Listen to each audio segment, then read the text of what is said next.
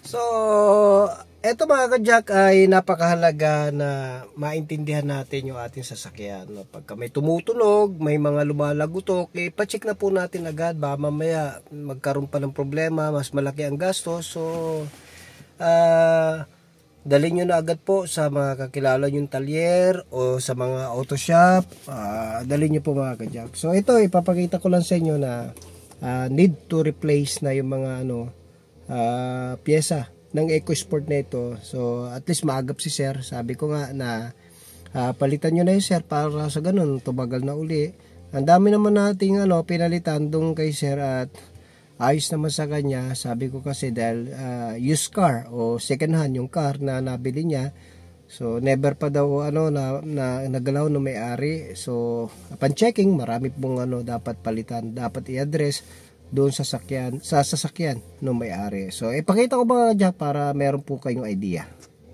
Hello, good morning mga ka-jack. Ito, mahalaga.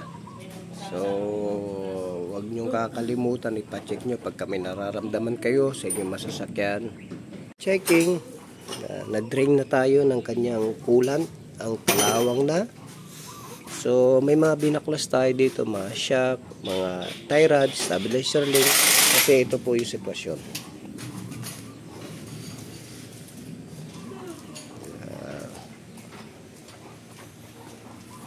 Yeah.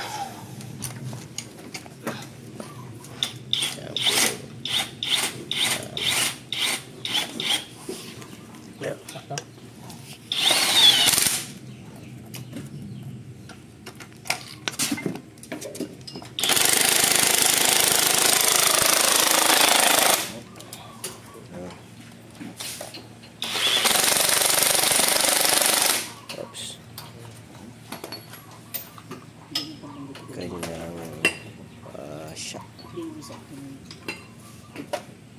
naman ay kanyang belt.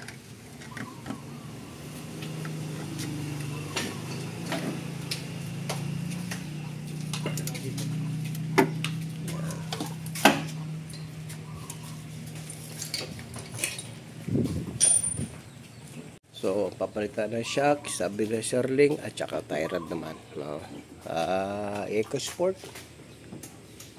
Timing belt. Ayan, kompleto. Papalitan natin mga yan para okay na. So, ito rin mga ka-jack, nagre-record tayo, no? Para sa ganon, yung may-ari na sasakyan, nilalagay natin kung ano yung mga pinalitan natin at papalitan natin. Para sa ganun, alam nila kung kailan. So, i-file din natin to. Ito yung mga parts natin. Pang Ford, meron tayo. Ayan o. Yung kanyang tie rod, meron pang takip talaga. Susilyado. Okay. So, anyway, pag pumunta kayo dito, meron tayong record kung kailan natin napalitan yung mga parts na inyong sasakyan. And then, meron tayong warranty na binibigay sa ating mga parts at saka sa mga ginagawa po natin. Ayan. Ayos natin.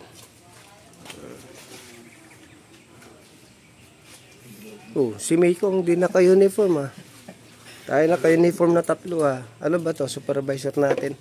Hindi naka-uniform Ingatan niya Ito mga ka-jack, natanggal na natin. Ayan, may mga crack na siya. Kaya so ito yung kanyang timing belt. At least natin.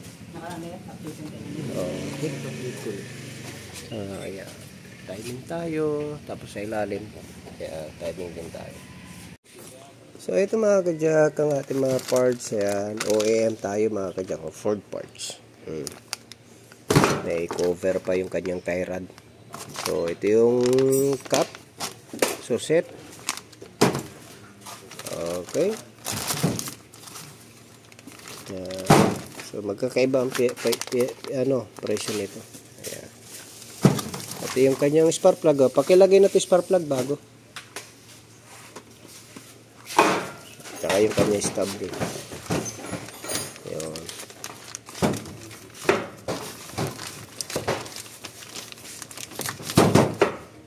Okay na.